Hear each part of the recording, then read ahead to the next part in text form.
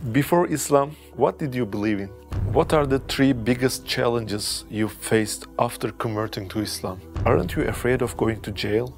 Some of my friends reject me because they don't understand I'm being a Muslim. They don't have belief because there's no hope. When they are filled of depression, no one help you. You can't find anyone rely on. I don't know. I will not answer.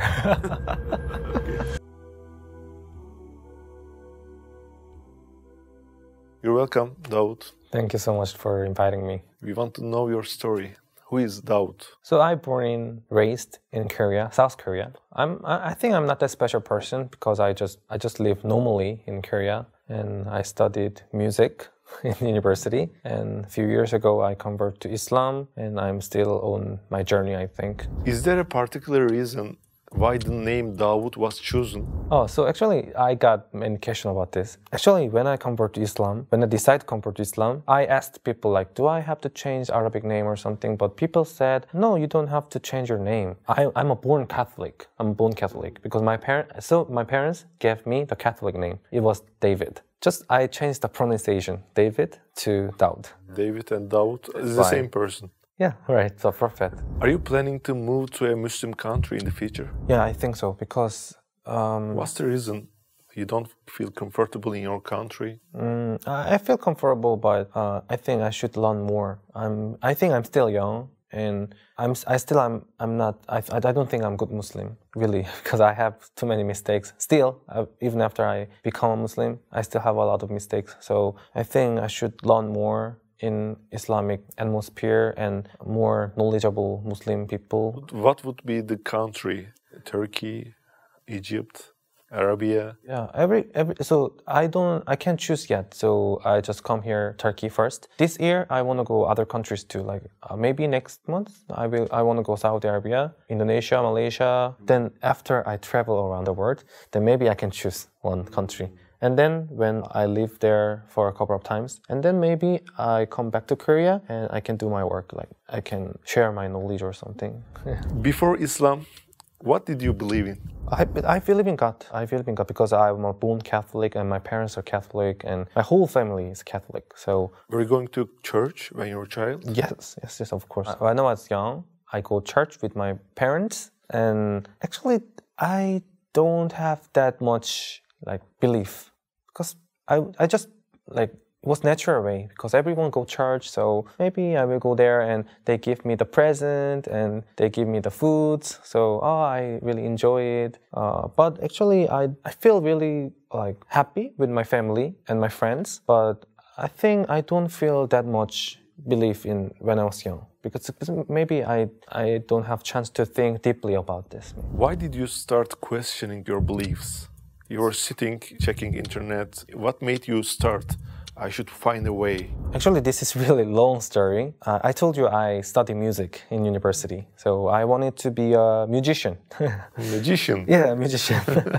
I also released jazz music, and I have a lot of musician friends. So I have chance to go small concert in another country, and it was Indonesia. So I went there. You're playing battery, guitar, what? I play piano, guitar a little bit, and I sing a song. So I had concert in Indonesia, Jakarta. It was really interesting because I've never known about Islam at all. Because in Korea, there's no knowledge about Islam. It's really hard to know about this. You didn't even hear a word about Muhammad, Islam? No. But I only know about, I don't know, I can say this, but I only know about terrorists. Because in Korea, when I was young, there was a 911. And it was really big news in Korea, really big news. So I was also very shocked, and they talked about like Islam, blah blah blah. So I thought Islam is kind of some dangerous things at that time when I was young. But when I come to Indonesia, I saw many girls who wear scarf and the guys who have the beard and pray. So I was really curious why they're different. So I asked them, what is that? And they replied me, this is about Islam and this is about their belief. And actually they were really kind and really, they have a lot of hospitality for me. They always, can I help you? I want to help you. I want to deserve you. I want to give you this. I want to give you a present. So when I was young, I thought like Islam is dangerous thing. But when I come to Indonesia, people were so different. So different. They were so kind and so calm and always smile and always help other people. So I think this is different that I know. It's totally different. So I get interested in this religion at first. And I felt really good things in there. And I come back to Korea. Actually, my situation was not good. Like financially was not good. And my family stuff, not good. So I have to find a job. And my musician work don't make it was not that stable. So I should work for my family. But it was very stressful. Very stressful. So because I really want like creative job, I want to make something. Like it can be a music, it can be a video, I don't know, but I want to make something. But when I was working in the company, it was not very happy. So I started YouTube. But my YouTube channel started with music. I upload my cover music videos and like that kind of stuff. After that, suddenly I think like, how do I talk about the feelings in Indonesia? Like suddenly, I don't know why I thought like something like that. So I just tell what I think about Muslim people because many Koreans think Islam is it's a little bit dangerous. But I felt so many good things about Islam. So I talked about that. I shared my feelings in YouTube. And like suddenly many people get interested about this. So many people. So many people advised me about Islam. Like, oh, if you want to learn Islam, then maybe you can ask to him and ask to Imam. You can find mosque in Korea. And maybe you can practice how to pray, or you can join how to fast in Ramadan. So I just slowly practice. Like, I don't know why, but I was like, just come in very naturally. I just I visit the mosque, pray in the mosque, and I fast in Ramadan. And through the process, my belief have a little bit developed. Because when I pray with other Muslims, like it feels really amazing. Like I felt like someone is helping me, like someone is watching me, and someone is like want to give me the hope. Because I was really depressed. Were you Muslim at that time you were practicing? No, I was not Muslim. I was Catholic, but I don't have that much belief. You're just trying to practice, but you don't have the belief in Islam. I don't have belief, but I just start practice. A kind of meditation or something. Yeah, like that's just at that time I was like, oh, maybe I can join. Like, why not? Like, I want to learn other culture or other religion. And I told you I have a little bit depression at that time, really hard depression. And like actually, Korean society is very competitive. And do you see the Squid Game? Yeah, I know. It's like totally same. Like Korean society, it's totally the same. There's only one winner, and if you don't win, everyone is loser. And you think you're fail, you're a loser. So I also thought like, oh, why my life is like that? Why I'm not successful? But when I practice Islam at that time, I felt like really different. I felt like I find something I was lost because I always thought about that where I'm from. Like the school teach me every knowledge about the science, maths, but they don't teach me why I'm from and who am I and where I'm going. And after I die, where I go. They don't suggest me the way I have to go. In Islam, I think they give me the answer that where I have to go and why do I live. I think this is really important because I was really depressed because I have no purpose of my life. No purpose. Like, why do I live? Where I'm going? Like, what do I have to do? I really have no answer. But when I practice Islam and when I'm with Muslim friends, Muslim people, and when I pray, like, Islam guided me. Islam answered me about the question. Like, your purpose of life is to obey Allah because the God created us. Everything. In Ramadan, I realized that about the gratitude, about the food, about the water, and about my life, about my friends, about my family, about the earth, everything. So after I realized that, I felt like gratitude to our Creator. So at the first time I fasted in Ramadan, it was like 3 years ago. You were not Muslim then? I was not Muslim, but I have belief.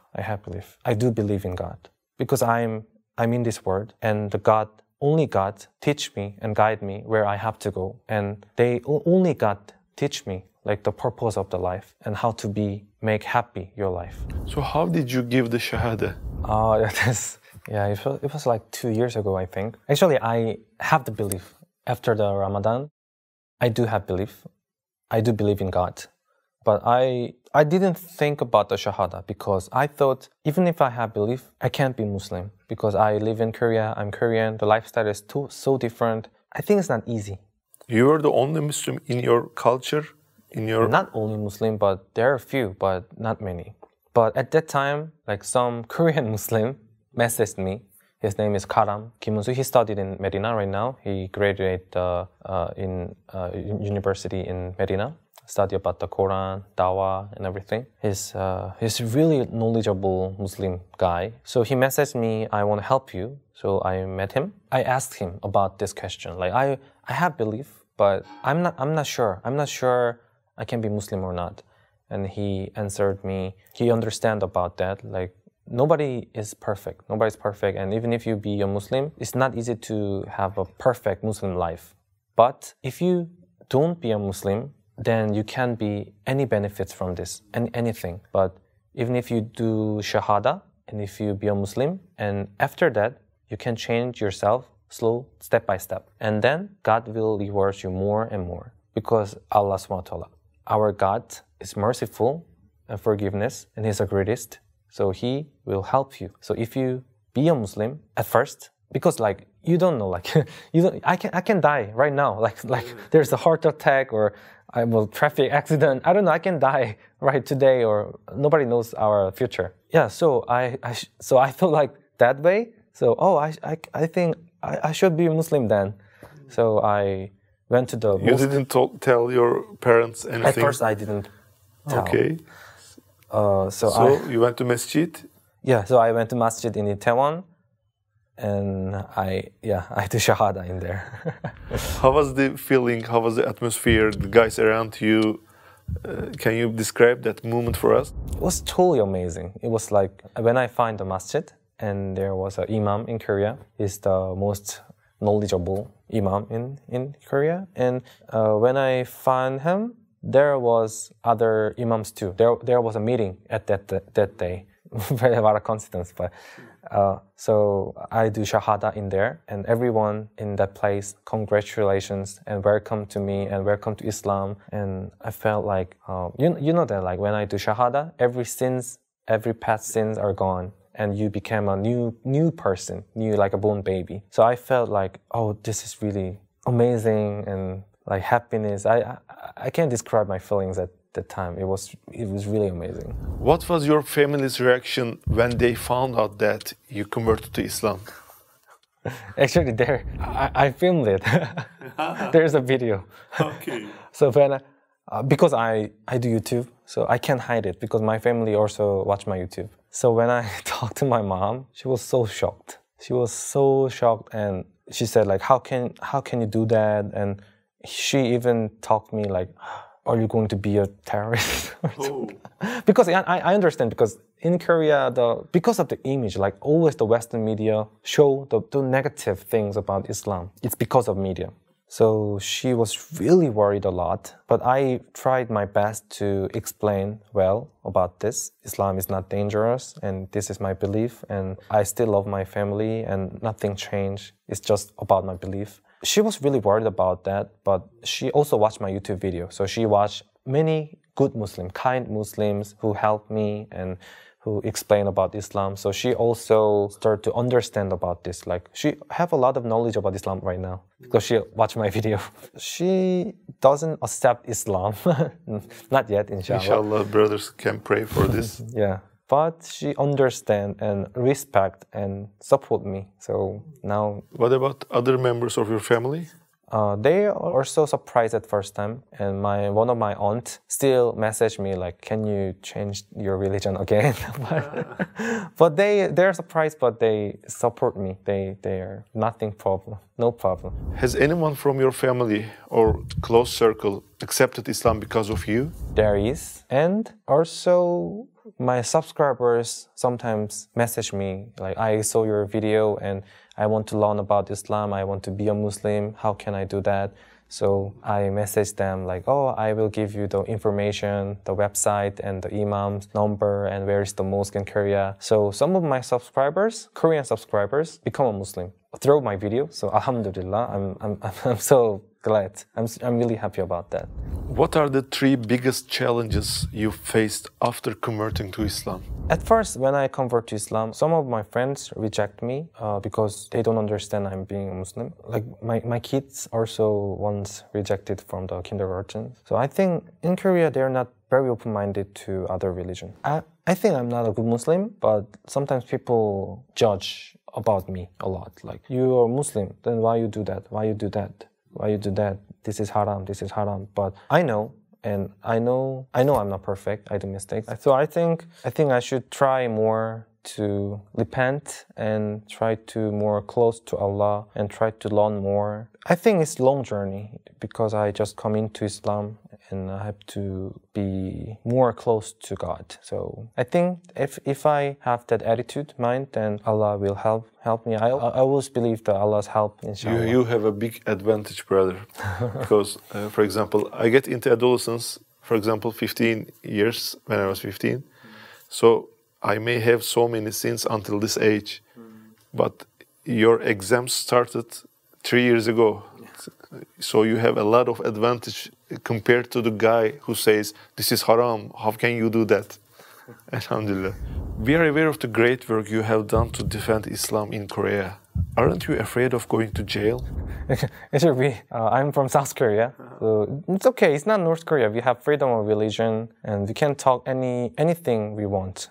We can tell anything. I also defend a lot of things to defend Islam because, like a few months ago in Daegu, the city of Korea, there is a construction of mosque in there, but the residents offended, so it was stopped. So, like a few months ago, I went there. I helped them protest and work with them to help their construction of the mosque. Yeah, it can be a problem for me. I don't care. I don't care that much. Like, there's a freedom in Korea, freedom religion in Korea. So I can say what I want. So if there is a disadvantage about this, yeah, I accept it. After becoming Muslim, did you ever eat pork by mistake? I think so, because in Korea, everything is pork-based, really pork-based. For example, when I go to a restaurant, I always ask them, is there a pork? Usually they say, oh, there's a pork, or sometimes they say, there's no pork. So when they say there's no pork, I eat, but I feel a little bit different. So I ask them, like, isn't this like pork-based? Like the soup is pork-based? They say, yes. And I said, you said there's no pork. And they said, there's no pork, it's just a soup. So like they don't have that knowledge about like halal food exactly. So it's not easy in Korea. Imagine that you are sitting in a park. A young Korean man comes to you and says that he knows you and asks you to tell him about your religion. You have just 1 minute. What would you say to him? I think I have to explain about the purpose of life. Korean society is too competitive, and many people don't have the purpose of life, so they get depression easily. I have to explain them. Your purpose of life is obeying God, to serve God, and you can find the forever happiness in there. So you found the peace in Islam. Yeah, you can find the peace and happiness. What impressed you the most about our Prophet ﷺ? His characteristics, his way of living, or a memory from our Prophet's life? What is the most impressive thing you think? Okay, for me, when he was trying to spread Islam to the world, there was no Muslim, right? He was the only Muslim who get the message and who want to spread the message of Islam. I feel a little bit similar because I'm in Korea and no one is Muslim. I'm the only Muslim, and I felt that feelings, like how to start with that, like how to deal with that. But our Prophet Muhammad ﷺ didn't give up. I think it's impossible thing, but he did. He spread Islam to the world, and now he started with in the Mecca, Medina. But now, see, like far from place, like in Indonesia, Malaysia, in the west of Africa, everyone believes in Islam, and even in South Korea, I believe in Islam. I think this is the amazing thing, and the Islam is the most fastest growing up religion in the world. So I'm really impressed that his personality and his action, his everything. But I really impressed that he did spread Islam when nobody believes Islam. What do you think is the biggest lie and the biggest truth in this world? I think the biggest lie is you can't do it. You can't do it. You can't. I think this is lie. Because in Korea, I told you, Korea is very comparative society. So if you're not successful or something, many people say to you, you can't do it. But it's not like, I can do everything. I can do everything what I want. And it depends on belief. If I do believe in God, and if I do believe the help of God, and if I believe the plan of God, I can do it. I can try because I have strong motivation. Even if you can't reach the goals, maybe. But if you do it with the strong motivation, with your belief, then you can do something, even if you can't reach the goal. So I think that's it. That's what I think. And the biggest truth is also... You can do it. Yes, same. That's what I want to say. You can do it. Like, I believe in the mercy of God, the help of God, the plan of God. So I can do it. What is your biggest dream in this life? I want to be a good person, good Muslim before I die. I think it's not easy thing. Purpose of life is obey our God. Our journey is to go to the Jannah. I want to learn more, practice more, and I want to do something for Koreans too. Korean culture is a lot of anger and depression, and I think one of the biggest reason is they don't have belief. They don't have belief because there's no hope. When they are filled of depression, no one help you. You can't find anyone rely on. The suicide rate is the highest. Korea is the highest suicide level. For example, I'm Muslim. If there's a good thing, I gratitude. This is because of God. So I gratitude. And if there's a bad thing, I also can think this is just plan of God. This is just trial. I can overcome it. If you don't believe God, if you're atheist, if you don't believe anything, then there is a good thing. You think, oh, I'm successful because of me. So they can be really arrogant. And if there's a hard thing, they think like, oh, why world is like this? They blame themselves and they get the depression. And their depression is high, then they suicide or something. I think in Korean society, really they need the belief, I think. Imagine that you're a contestant in Squid Game and you have to deceive or lie to someone to avoid getting killed. What would you do? I don't want to die. I don't want to lie. I don't know. You have the right to not answer this question. Yeah, I don't know. I will not answer. Okay. Thanks for being with us. It was a great pleasure. Thanks for inviting me. Yeah, alhamdulillah.